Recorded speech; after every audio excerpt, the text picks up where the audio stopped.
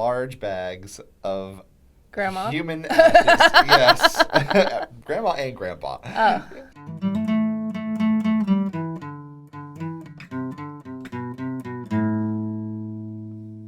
Welcome back to the Healthy Business Podcast. I'm Ty King with American Business Engine, and with me as always... Jessica Tolliver with Cam Collaborative. Hey, you made it. I did.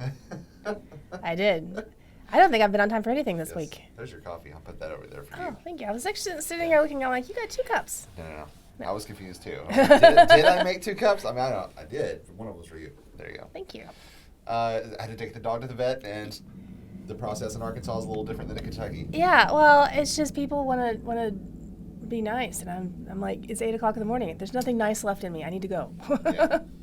I don't want to have a conversation. I don't want to talk about my dog. Presumably you filled out some sort of form or application beforehand. Yes. And that's why you're taking the dog yes, to the vet? they knew what it was. Yeah. I should have just said, here's my dog. Here's my dog. Do the dog And stuff. like, I don't know, probably 3 different employees walk past me. I'm just like, but you can't be mean. Because, I mean, that's not like they're giving bad service. They're actually giving really good service. It's just they're not cognizant of what's going on around. Like, if you want to sit and have a conversation with some lady about all the things, that's fine. But you see someone comes in like, oh, are you just dropping off? Cool. Sure. Take the dog. Put it in the back. Sign the paper. Go. Right. But, I don't know. I have a very northern attitude when it comes to things like that. I'm like, let's get things done. Yes. Stamp it and go. Yeah. How was your week, though? Like, I don't think I've been on time for anything. It's just been a really weird week. The weather's been weird. Yeah. I don't know, I'm still fighting with my phone system. No way. I am. Like, it's been 2 weeks since we recorded the last one. Yeah, so I finally got the number. Yeah. It goes to the right place. I got another number that I can now forward to so I can actually answer the calls. Okay. And then, but the day after I got the number to forward to, this first system went down, so I couldn't forward it. Oh, my God. I was like, oh. And then I don't even want to talk about 2-factor problems. Jeez. That sucks. Oh, sorry to hear that. Well, it's definitely testing my patience. Yeah. And this is way more than I've ever had to deal with as far as things have to be done in a certain order. Yeah. And that's fine. But at every step of the way, I have to stop and wait and pet someone's feelings so that they can do their job, so that I can get that next done stamp on that step so I can go to the next step. Mm-hmm. And, it's exhausting. So exhausting. Good. But how about you? You've been up to everything. Yeah, I've been up to everything, and it started like the last 2 weeks ago. We were supposed to record. I had to go to Texas for a memorial for my grandparents, which it was really nice, and it was good. I got to connect with my brother for the first time in 8 years, which is nice. Mm-hmm. But we had the strangest memorial service I've ever been a part of, and probably will never do this. It was like akin to like the Viking pyre funeral type of thing. We went to, so my grandparents have this bench in an arboretum. Mm-hmm. It's a public place. They paid for it. It's got their name on it, all that stuff. And so they always said before they died, or my grandmother did anyway, she was like, I just want you guys to just spread our ashes around that bench whenever we pass away and go. So that's what we did. We snuck we snuck 2 large bags of Grandma? human ashes. Yes. Grandma and Grandpa. Oh. So we had both in a backpack, and we walked in to pay your way in, you know what I mean? And God, my mom had it on her back, and she can't keep, I've never committed a crime with her, because she's going to tell it every time. That's but funny. She's like going in there, and she's like, oh, well, how much is going in here? And then he was like, oh, how many people do you have? And then rather than answer the question of how many people do we have in our group, so that she can just pay the price and get out of that guy's face and we can go on our way, it was, my mother really wished to always be buried, have her. Not, she didn't say ashes spread around out there, but they bought a bench and they really loved it. I was like, good thing she didn't say that because I think it's illegal. Yeah. And I was like, basically, you just told everything. I definitely don't have 2 bags of ashes in my backpack right now. That's basically what you said. I was like, holy shit. Anyway, so we went out there and straight to the weird part. Said the nice words, all the things, and then people started putting a hand in. Well, it started with one person. One person put their hand in the bag. took it, started spreading it around, and so everybody Was else that the just plan, lining or up, did and just I was everyone like, just that follow? was not the plan. Okay. That happened just right in the midst, and that was the last one. I was like, I guess I'm not going to be the only one that doesn't do this. And it was the strangest feeling stuff. Have you ever felt it before? It's like little gritty little pieces of bone. Yeah, I was curious. I opened them, Grandma, and stuck a finger, and then I'm like, oh, that's weird. Yeah. I mean, I didn't have to take a handful. Jesus. Or scatter it. Yeah. I do have a funny story about scattering ashes. My grandmother passed, and her daughter, it was a step-grandmother, and her daughter was fulfilling her wishes, or I don't know. For some reason, maybe I'm not exactly sure who was dead. Somebody was dead. And Somebody was dead. And they were cremated, and there was an urn, and my aunt went to go spread them in the ocean. Yes. And she gets to the ocean, and she's like, hey, ocean, God, whatever. She says, gonna last thing. Yes. And so she's literally, didn't know how to open the urn.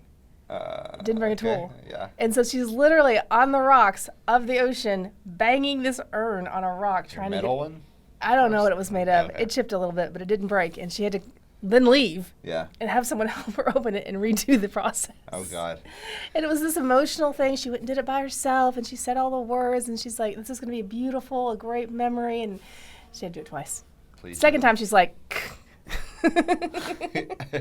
Remember my words last week? Here they are. Fulfilled. I checked the box. But yeah. Oh man, some things have happened. I just wanted to talk about. Sure. I've got Bring a bevy of different issues that Open I really the want to ask bevy. you about. Yes, of course. So one of the things that we're dealing with in my marketing business is that we're trying to, it just feels there's no guidebook of how to grow and all that stuff. I know we talked about that before, but so I'm trying to take opportunities when they come to me to be able to reach out to a larger market or different markets that we've never tapped into before, never had before. So different clients, and so several different opportunities came up where I was able to talk to and possibly take on as clients people who were of, I would just say, privilege. Okay, so people who were born into money and now they have businesses and they're making even more money and it's never been a problem for them. So I've been pursuing a few of those and just trying to bring my talents in and help them out with video work and that type of thing. And it goes well for the most part, but then there's sometimes where it's like I'll have a meeting with some of these people. They're not clients, but I mean, it's just all the volunteering stuff I do. And so so one of these I went to and I could not have felt more like I didn't belong there at all. Like I've never felt that feeling in my life. Like it was worse than high school. You know what I mean? Where I went to a school where everybody else was wearing camouflage and orange and listening to rap, and I was the guy in black and the eyeliner and stuff. You know what I mean? It was like that different. So anyway, so I don't know. I trying to relate to that, and it's like still, I'm putting my efforts out there to be like, okay, we are the best option if you want to do these things, blah, blah, blah, blah, blah. But it's like they don't really want to listen to that, and they don't really do business that way. They do business really, really differently. It's all about who are your friends and who do you know. And it seriously is about that. And they all talked about that. And I would bring up something, and they were like, okay, well, hey, Alice, who do you know? So my husband ran into that several years ago. He decided he was going to go into sales. Yeah. He was in operations and knew the ins and outs of operations, got an opportunity to be a salesperson on one of the accounts, took the account and said, I'm going to go into sales. So he got these sales meetings, and he just couldn't understand why. And he's a Southern boy, born in Arkansas, raised in Louisiana and Georgia. So all of that Southernness about him. And he's trying to sell to people who are more Northern or Western or just from these different demographics. Right. And he would come home and just be so just devastated that the meeting went so poorly, or he didn't get the sale, or whatever happened, and he didn't understand what he was doing. So I'm more of a chameleon, and that's because of the nature of the business that I've been in most of my life, and I'm just kind of I read the room in really well. So I go into one of the business meetings, and I'm sitting there, and we have a conversation, and we do all the things. And we get out of it, and the head guy at the table is like, why isn't she in sales? Because he didn't understand you can't sell.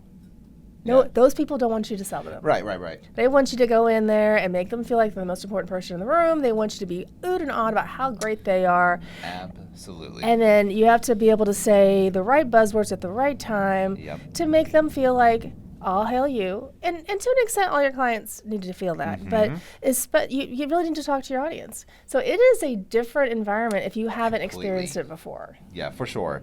And a lot of it was, talking, them talking, just listen to the conversations. Because, usually I can catch something where I'm like, oh, you know what? I've got something to say about that. And we can relate on this ground.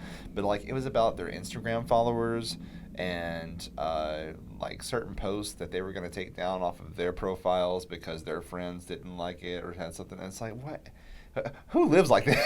You know what I mean? They do. And I'm like, man, I am just miserable just sitting here. Weird food I can't pronounce, or Yeah, I mean, it's just, I don't know. They named several different beauty icons or something like that, or people that they admired and all this stuff. And I'm like, you might as well have just explained the plot of Lord of the Rings to me, because I don't understand what any of that is. Well, and the thing about that is, and this goes back to a bigger picture of, you're doing the right thing by going out there and trying to tap into different demographics. That just may not be your target audience. I don't think it is. Yeah. I'll be honest with you. I don't think it is. And it doesn't mean that there's anything wrong with that. It just means that the more grassroots type of marketing that you like to do, the more in the trenches, personalized marketing isn't what you want. What they want is a carbon copy of Kim Kardashian. Yes. Instagram profile or whatever that is. And that's fine if that's what they want. It's just not your niche. It's not. And that's okay. Yep. But recognizing that is actually a very important part of business, is recognizing when you're targeting an audience that not only do they not want you, but you really you can't serve them the best that they can be served. So being able to walk away is also a very important part of business. It is a very important part. See, I did that. I turned it right back around. Coffee helps. You did. So I was I don't know if I ever told you this, but when I was a baby, I was being raised in the back of an ice cream truck. Super cool. On a piece of literally? I mean, it sounds like a serial killer story, you know what I mean? But it is weird stuff, yeah. A serial, one of those people that, kidnaps people and keeps them in the backyard and underground. Yeah. Yeah. And when the baby was born, they kept him in the ice cream truck for a while, but then they put him underground. Yeah. And then apparently put black eyeliner on you and sent you to school. That's how it happens. Yeah. So I felt like a seriously unconventional childhood, teenagehood, and then adulthood, and then all the adult stuff. All the things that make you great at the marketing that you do. However, it makes me so different that it's hard to relate to other people. Relate to people that don't fit or aren't on that spectrum that you are. Yeah. They're just, it's not, and when you identify these things, it's not that one's better or worse. It's just different. No, right. Yeah. So I love that you have this varied background. I love that you are open to talk about it. I've asked some pretty personal questions about your history, and you've opened up, and I really appreciate that because I love getting to know about people. And I think a lot of that experience helps you identify with people that are your target audience and are the target audience of the businesses that we work well with. Because you do well for the businesses that you work with. Right. And you looked at yourself and said, man, I can't do this. And it's okay to have limitations. There's some of them, I cannot do this. But I'm comfortable. It's weird because I'm perfectly comfortable. Last week we spoke at Harding University in front of all these college students and professors and people and deans of the schools and that type of thing. And gave a full presentation. It was great. We had a packed room. People loved it. Came up to us afterwards and wanted to get in contact and all that stuff. And it's the opposite of what I experienced in that room with those other people. The thing is that half of those people could have been in that Harding audience and had that same Harding audience reaction, but the environment that you were in had them put a different hat on, and that hat did not match your wardrobe. Yeah, that's not. I like that. It's good. So another thing that has come out of this. Oh, okay, more? Great. No, wait, there's more. But wait, there's more. Like I said, I got a bevy here. So this one is another problem. So it's because I guess I'm reaching into other pools to try to see hey, do we fit with these types of clients, and can we get any more clients from these other people and expand what we're doing? You know what I mean? Anyways, through that, you kind of, I think, step on other people's toes, or they feel threatened, or they feel like, hey, you're definitely not one of us, and you shouldn't be here. It's like a grain of rice and a bowl of black beans. You know what I mean? That's what you kind of feel like. And it's just I don't know what I'm doing. So somebody tried to sabotage me in one of my volunteering efforts. Yes. Imagine that. They called the person, or I'm sorry, they texted because they didn't want to call. Oh, this is the thing we talked about. Yeah. Did we talk about that before? You mentioned it. I think it just happened. Okay, good. So we try to sabotage. Say Ty King is gonna steal your money. You're not gonna see a dime of fundraising. And I'm like, it's through a third party fundraising app. Blah blah blah blah blah. I don't touch a dime. None of it passes through my hands. I don't even have the opportunity to steal it, even if I was a master thief. Mm-hmm. But anyways, so yeah, we had the honoree reveal party, and then that person messaged me 2 days later and said I was there. And something about people couldn't, complaining about how the red carpet couldn't be straightened so that the unknowns couldn't trip over. It was like nobody on your list was anybody that was anybody in anybody's world besides, one person because he's on TV. But other than that, and it was the funniest part was like obviously champagne ideas on a beer budget. That's what they said. So when someone has nothing better to do than to try and tear someone else down, you gotta wonder what kind of insufficiencies they have in their life. Right. And it's also a mark of achievement. Like you've achieved your own little like heckler / stalker person. I have. And people work years to get that. I know. It's fun. It's fun. And I guess I should be flattered that they feel that I am such a worthy target that they need to come after me. Look at you. The least powerful person that you could possibly go after in that world. It's so crazy. But people think that people get latch on to ideas and they are negative. Oh God, people are awful. And honestly, if there's a takeaway, I would be that you're making waves. Yeah. And that's not a bad thing. Yeah, I like shaking it up a little bit. Mm-hmm. So I guess that's something people should be aware of in general. I guess whenever you are running your business for a while, and like for us, we're so comfortable, and I think we've almost maxed out the target market what we usually hit. Mm-hmm. I mean, in the small and medium-sized businesses that are sort of run by the owner still has a lot to do with the operations of the business. We work well with those types of people because we're able to walk side by side, because most of them have a little bit of control issues and have not been able to trust anybody. So we're like, hey, we'll show you how to do this and work with you. Anyways, whenever we're tapping into completely different market after being comfortable in this one, and you're trying to reach a little bit higher, and sometimes it's like maybe you're into like I guess the higher echelons of society, whatever you want to call it. It was almost like it feels like we tried to enter that world, but we're like a germ that entered the body, and like all these antibodies and white blood cells are coming to attack us to make sure that we are evacuated from that body because we don't belong there. Yeah. So I mean, that's a very good analogy. Absolutely. I had an experience that was similar. So I've been in the massage industry for quite a while, and right out of the gate, I got onto the advisory committee for this Department of Health, and I served 2 terms, which is 3 years each, so 6 years. I was sitting there telling everybody my thoughts and my opinions on things, advising.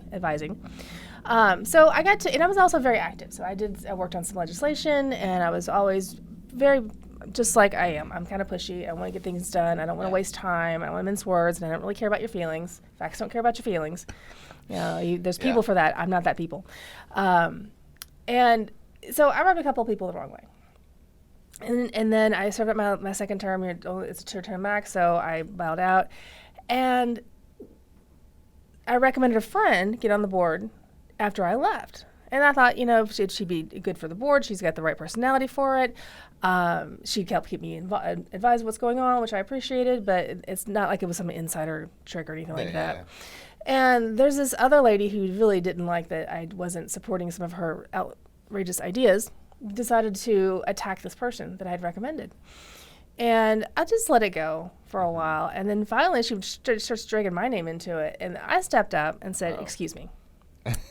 I'm busy and you've gotten my attention, so let me just tell you that. And I had this big long letter I sent to the Department of Health and copied her on, and explained that I expected a cease and desist because this is harassment and these are all the reasons why you're wrong. And publicly, because she had started it, explained how she was wrong. Wow. And she was not happy with me. But she knew I was right, so she had to keep her mouth shut, so it was nice. But I was in a position to do that. Yeah. And in your situation, it's a little different in the respect that someone's also attacking you or attacking your people. And not as because especially since they're being anonymous, you don't have that ability Right. to put them in their place. Exactly. So the best thing you can do is just know that they're wrong. Or to just, I don't know.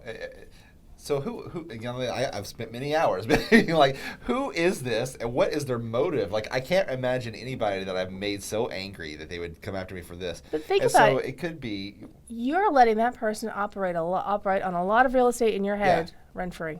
yeah, but it's fun. Well, It's like a whodunit. If you are enjoying it, by all means, It's just don't let yourself obsess it's a over Knives it. Out mystery for me. I just want to figure out who is it and why. You know what I mean? But it could be, maybe just somebody in the higher society, quote unquote. You could have stole someone's mad. parking space. That's right. It could be They something may as have just innocuous as that. They may have just seen Ty King's name come across their Facebook feed or whatever, you know what I mean? And be like, oh, that's a guy. I want to cut him up in pieces. You might have stiffed somebody on a tip. Yeah, exactly. I mean, not intentionally, but sometimes math happens. Another possibility is that it's a competitor. Yeah, could be. And so, like, have you ever dealt with that? I know there's a lot of, massage therapy places, and granted, we've already recognized that what you do is a little different than the average therapy place or physical therapy. So, but there's, I was driving through Little Rock a couple days ago, and I was like, man, there are a lot of places that their signs either say massage or spa or whatever, you know what I mean? So, have any of those ever tried to come after you and take you down? Oh, yeah? Opposition? Because I know I'm not trying to name any names. No, I've had people. So I was trying to get onto a networking group, and with one of the chambers, and each of the networking groups in the chambers have one slot per industry. So massage therapists should have a slot, and chiropractors have one slot. So you don't have a bunch of conflicting industries in the same networking group, which I get. So this one particular place, they had nails, hair, and massage. And they blocked me from getting into this group. And I'm like, number one, I don't want your nail people, I don't want your hair people, and I don't even want your massage people, because that is not my target audience. And honestly, I don't even want to be in the same group with you because you're so petty. So I let it go. But yeah, I was told that I could not operate because, and they called and thought they didn't realize how tech savvy I am. They called and asked a bunch of questions about the services we offer, trying to make sure, check to see if we were offering competitive services. And it was just really an eye-opening experience. Yeah. And I let it go. People I want that client, I might take them. I refer out all the time. My clients love me, and if they want to go someplace else, I'll schedule the appointment for them. I don't care, because I'm busy enough where if you're not happy with my services and you think you can get a better treatment, better deal, better whatever, I will not only let you go willingly, I'll send over your paperwork. I will do whatever it is to make you happy, because I am not that mindset, and a lot of people in Arkansas are. Sure. Yeah, for sure. And I think when I first started, I started reaching out to other marketing companies that have already established, and just trying to get some, not steal from them, but I was just asking the owners. I was trying to get in contact with them just to have, hey, how did you get started? Blah, blah, blah, blah. Sort of just talk it out. And man, so much resistance there. They did not want to tell me their secrets whatsoever, or even the basics of anything I could just look up on Google. It was just well, good luck on your own. And then I was like, okay, thanks, I guess. There's a gentleman who owns a school in the Northeast. And so your curriculums are state-based for massage therapy. So we were not going to be competitors. Before I opened my school. So we were not going to be competitors. Yeah. I mean, we're talking 1,000 miles away. Sure. And it's somebody I followed on Facebook, and I really kind of admired his approach and learned some things from him. And I reached out and I said, hey, I'm thinking about opening a school, and I was just wondering if you can give me some ideas and things to look for, so some roadblocks you might have run into that can help me out. And he comes back with this nasty email, and he says, I don't do that. It's rude to you to ask. If you want to know my secrets, you should have offered to pay me. And I'm like, No. Wow. It was very rude. It was very close-fisted. Yeah. And I was like, whoa, I misjudged you. I thought that you were Right. actually trying to help people. And I intentionally reached out to him because he was not in my market. Yeah. He was not going to be a competitor. No Right. matter how, even if I just got the best school in Arkansas, it was not going to be a competitor to him. And we Sure. could do nothing but help each other, Yeah. in my mind. And he was very close-fisted and then said, you should have asked for you should have paid me a consulting fee. I'm like, one, you didn't market yourself as a consultant, in which case I would have approached this conversation differently. Right. Two, why do you got to be a turd about it? Yeah. Three, good luck with yourself. Yeah. You know, if that's how you're going to run your business, by all means, run your business that way. But I'm not going to be a party to that. Some people are into it. Yeah. I like you talk to that way. Just like that much anger in business. I don't understand. In life, not even just business. In life, people almost spilled coffee there. it's all everything's gray. Yeah, it's great. A little bit brown right here in this area. Well, we'll just spill a bunch more. I'll be fine. It's fine. I'm not as like a safeguarder of like any of my practices or ideas or anything like that. I'm not thinking about patenting anything that we do because it's basic, like you said, in the trenches, on the ground type of work, so that where I can take somebody's website and all everything else, run an SEO check on them, and then give them a breakdown in detail, blah blah blah. We just picked up a chain of 14 different Mexican restaurants in New Jersey and God, what's the other word? Delaware. I forget that's a state. But anyways, that is a state. Just picked them up for for what we do. We gave them a report. Blah blah blah. Anyways, I'm open to teaching anybody how to do that. Anybody that reaches out to me and asks questions, I don't try to hide it. You know what I mean? What people don't understand is you're not paying for the knowledge. You're paying for the ability. Exactly. Well, going back to my first entrepreneur course, the question they asked was, what's more important, the horse or the jockey?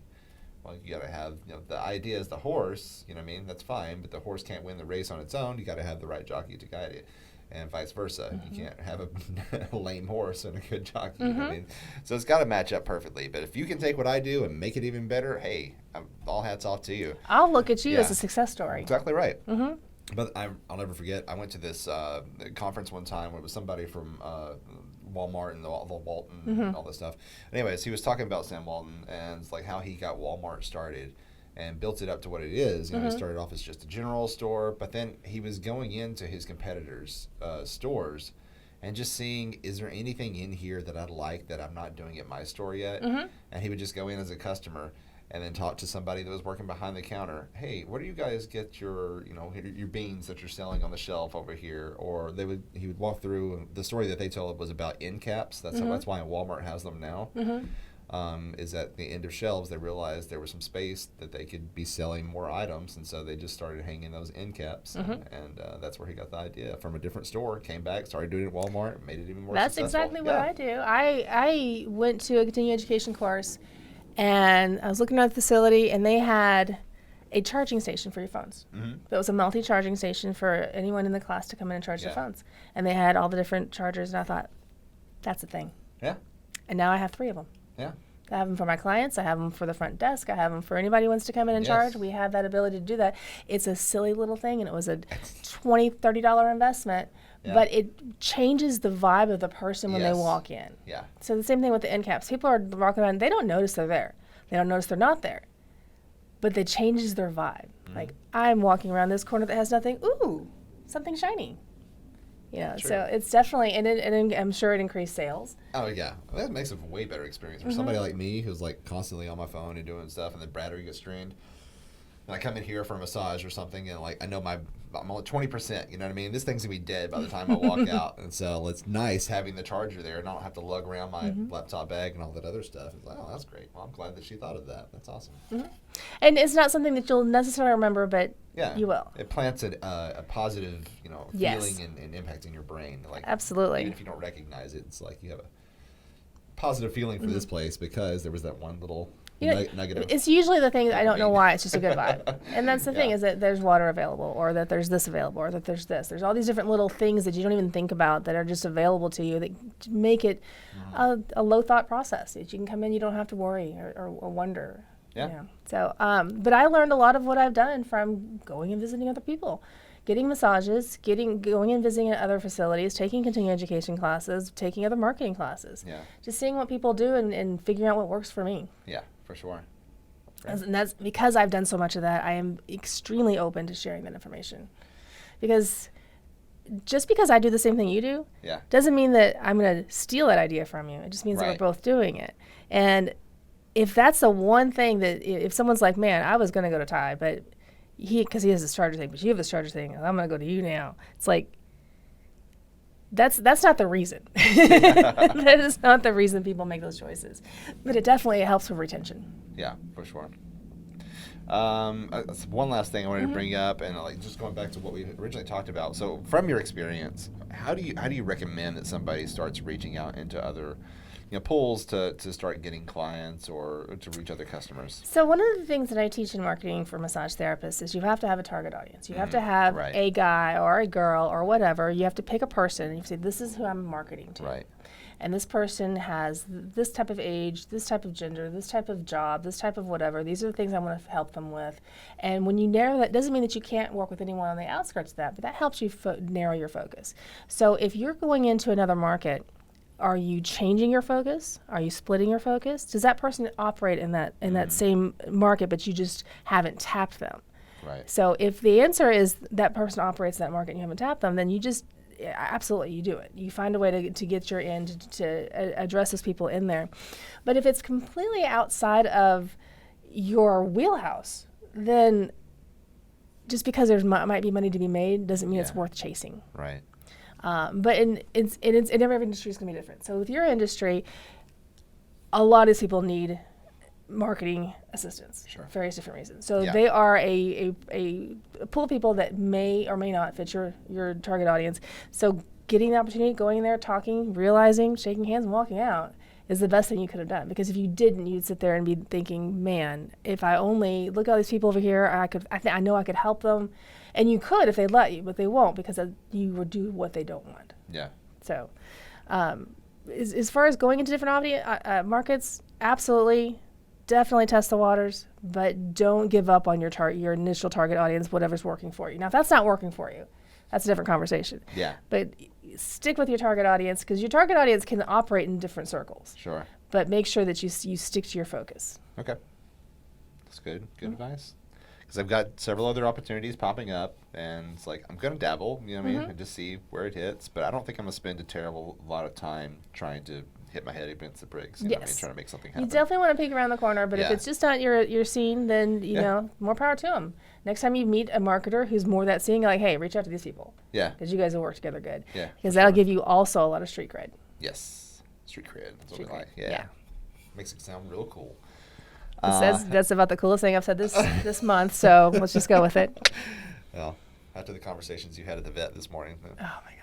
Yeah, I'm sure you were hit. And I was just smiling. Like, please don't throat punch anybody. I know it's early. There's no coffee. Don't. Throat punches today. Then I'm texting you like, please make me coffee. All right. Well, anything else you want to add to this one? No, I think it's been a good day. It has been a good day. All right. If you are a video watcher on YouTube, then you can find us on all of your podcasts catching platforms. Damn it. I need to just write a script. Just write a script, Ty. Write a script and go buy it. If you are an audio listener, you can find us. You can find the full version of this audio because we've been splitting that up. You get the edited version on podcast platforms, and then you get the full podcast on YouTube. Yeah. Trying to figure out some different ways. We're going to be shaking up the podcast a little bit and making it in different versions and platforms in a way that you can sponsor us. Because we got our Patreon. Yes. We got to have some extra. Exactly. So you're leading up to that. So you can find us on Patreon, the Healthy Business Podcast. The link is in the description. Please sponsor us. Hey, we like coffee. We like just doing things and talking about other people's businesses. You know what I mean? I have a lead on several guests, so we'll have some guests soon. Good. Those seem to do well. Yes. The podcasts where we have somebody else speak, those typically rank higher than the rest of them. So apparently you guys just don't like us just sitting here chatting. So we'll bring in more people to also chat to them. Yes. Cool. Lay our problems on them and let them solve everything for us. Right? So that's the trick. It takes a village. It does take a village. Anyways. Yeah. Well, until next time, you want to say bye? Bye. And keep your business healthy.